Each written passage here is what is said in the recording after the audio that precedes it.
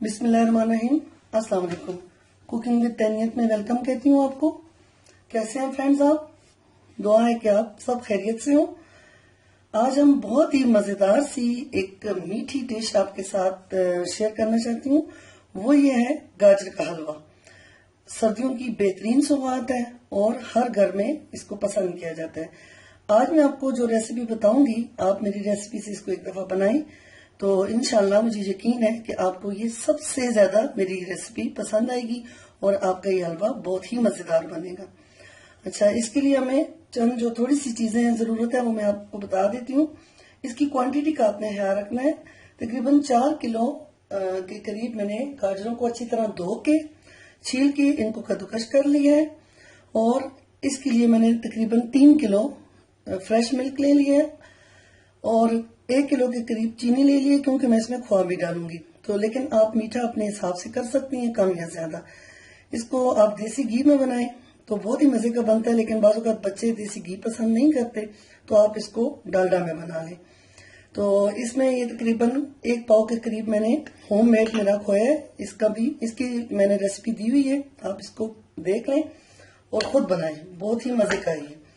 और थोड़े से मैंने इसमें नारियल जो है वो कश कर लिए हैं, बादाम है और ये मिक्स ड्राई फ्रूट है। इसमें मूंगफली, किशमिश और बादाम ये सब कुछ है और थोड़ी सी सब्ज इलायची जो मैं इसमें डालूंगी।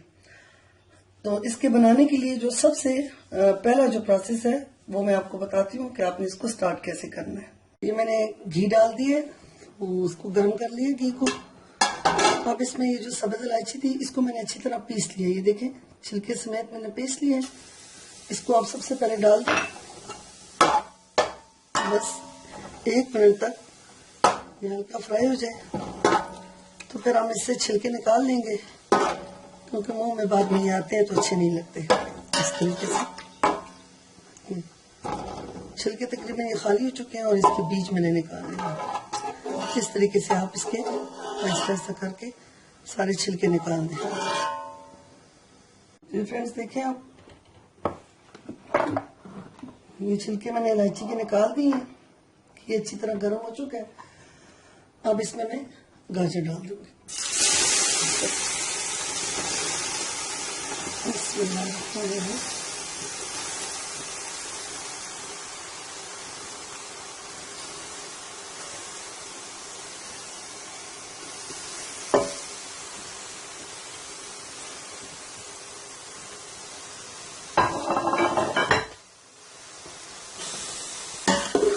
अच्छी तरह मिक्स कर दें और इसमें हमने पानी बिल्कुल नहीं डालना। बाज़ लोग स्टार्ट में गाजर में दूध डाल देते हैं या पानी, तो फिर इसकी जो खास सी जो स्मेल होती है वो ख़त्म नहीं होती। आप इसको डायरेक्ट घी में डालें और तकरीबन 15 से 20 मिनट तक इसको इसी में रहने दें, साथ साथ इसको भूनते रहें ताकि इसका पानी बिल्कुल खुश्क हो जाए और इसका घी निकल आए। तो फिर मैं आपको बताऊंगी इसके बाद इसको क्या करना है। इस तरीके से इसको आप हल्की आंच पे ढक्कन दे दें ताकि इसका जो गाजरों का अपना पानी है वो भी खुश्क हो जाए। मैंने इसमें ढक्कन दे के रखा हुआ है, साथ साथ हम इसको चेक करेंगे। ये देखें, अभी इसके अंदर से जो आवाज आ रही है वो पानी की है। बस आप इसको साथ साथ देखते रहें, इसका पानी बिल्कुल खुश्क हो जाए और ये भुनने लग जाए। ये 4 किलो गाजर है, इसमें मैंने तकरीबन आधा किलो के करीब घी डाला है। तो आप भी इतना भी डाल सकते हो, थोड़ा सा अगर कम रखना चाहिए तो कम भी डाल सकते हो। कुकिंग ऑयल में भी आप इसको बना सकते हैं अगर आपको कोई हेल्थ का इशू है तो। बस मीडियम आंच आप रखें और साथ साथ इसको देखते रहें ताकि नीचे लग ना जाए। इस तरीके से बिल्कुल जब इसका पानी खुश्क होके ये भुनना स्टार्ट हो जाएगा और थोड़ा भुनने के बाद इसमें हमने बाकी की चीजें तब डालनी है, पहले नहीं डालनी। ये देखें, गाजरों ने अपना कलर चेंज कर लिया है और अब इसको मैं 5 से 7 मिनट हो चुके हैं भूनते हुए, लेकिन अभी इसका मुकम्मल तौर पर पानी खुश्क नहीं हुआ। ये देखें, और थोड़ी कम भी हुई है। अब मजीद इसको मैं 10 मिनट तक इस तरह ही रखूँगी, साथ साथ भूनती रहूँगी कि पानी खुश्क होके ये थोड़ा सा भुन जाए और इनकी जो महक है वो बिल्कुल ख़त्म हो जाए। फिर उसके बाद इसमें मैं बाकी की चीज़ें डालूंगी। इस तरीके से आँच आप थोड़ी सी तेज़ कर दें और साथ साथ इसमें आहिस्ता आहिस्ता जो है चम्मच चलाते रहें। ये फ्रेंड्स देखिए आप, ये 10 से 12 मिनट हो चुके हैं इसको भूनते हुए। ये आप देखिए, ये देखिए ये तकरीबन भुन चुकी है।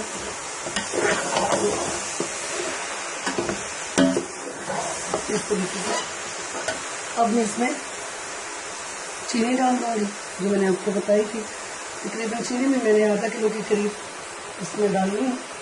अगर हम देख लेते हैं थोड़ी ज़्यादा, अगर आपको पसंद है मीठा तो उसमें ज़्यादा कर लें, कम पसंद है तो थोड़ा कम कर लें।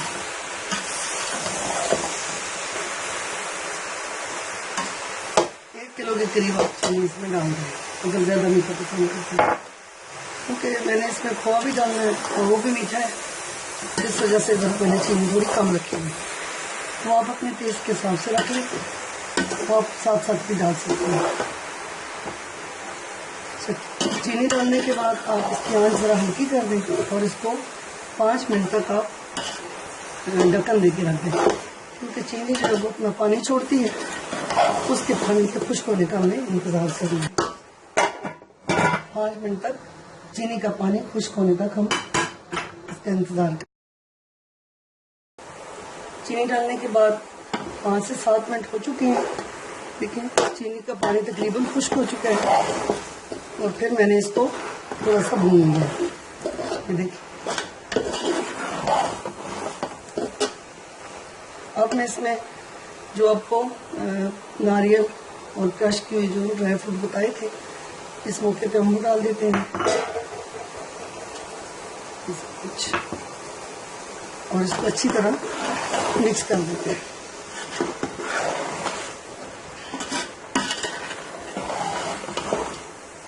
ड्राई फ्रूट डालने के बाद आप फिर इसको 5 मिनट तक भूनें। जी फ्रेंड्स देखिए आप, ये ड्राई फ्रूट डालने के बाद भी मैंने इसको 5 से 7 मिनट भुना है, यानी कि इसकी भुनाई जो है वो बहुत ज़्यादा ज़रूरी है। अच्छा मैं आपको एक बात बताती चलूँ कि अब मैं इसमें फ्रेश जो फुल क्रीम मिल्क है वो डालूंगी। अगर आप वो डालना ना चाहें या आपके पास ना हो तो इस वक्त में आपने 2 काम करने। एक तो इस वक्त में आपने चीनी को चख लेना है कि आपके टेस्ट के हिसाब से है तो ठीक है, या आपने ज़्यादा डालनी है तो फिर आप यहाँ थोड़ी और ऐड करके 2-3 मिनट तक इसको भून लें तो फिर वो बिल्कुल सही हो जाएगी।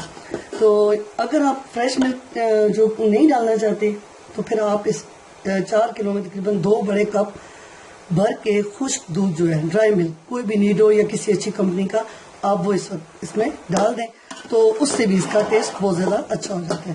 तो मैंने तो इसको फुल क्रीम मिल्क इसके लिए रखा हुआ है और उससे ये इसका टेस्ट बहुत ज़्यादा अच्छा हो जाएगा।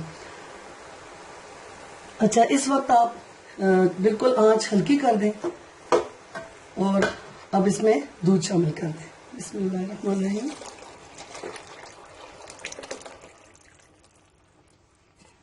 ये इस तरीके से अब इसको अच्छी तरह मिक्स कर दें। अब आपने हल्की आंच पे इसको छोड़ देना है। 10 मिनट तक आपने इसको छोड़ना है, साथ साथ देख लेना है। अब ये दूध जब बिल्कुल खुश्क हो जाएगा तो फिर उसके बाद मैं आपको बताऊंगी कि आपने क्या करना है। जब इन गाजरों के अंदर ये दूध बिल्कुल खुश्क हो जाएगा तो इसका टेस्ट बहुत ही ज़्यादा ज़बरदस्त हो जाएगा।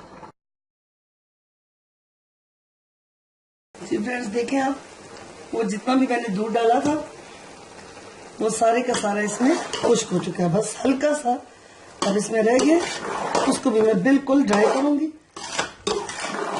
और जब तक ये दूध बिल्कुल खुश्क नहीं हो जाता तब तक मैं इसको भूनती रहूंगी। अब इस वक्त में हम क्या करेंगे, ये दूध तकरीबन खुश्क होने वाला है। ये आप देखें कितना खूबसूरत गाजर का कलर हो गया है। आप देखें बिल्कुल बाजारी हलवे जैसा, बल्कि उससे भी मजे का। अब हम क्या करेंगे, ये जो मैंने आपको खोआ बताया था ये हम इसमें डाल देंगे थोड़ा सा मैं गार्निशिंग के लिए बचा लूंगी। ये मैंने डाल दिया और साथ साथ इस सॉस को तोड़ते जाएंगे और पूरे हलवे में मिक्स करके इसको फिर भूनेंगे। ये आप देखिए इस तरीके से। दूध खुश्क होने के बाद 10 मिनट तक खोआ डाल के हम इसको फिर से भूनेंगे तेज आंच पे।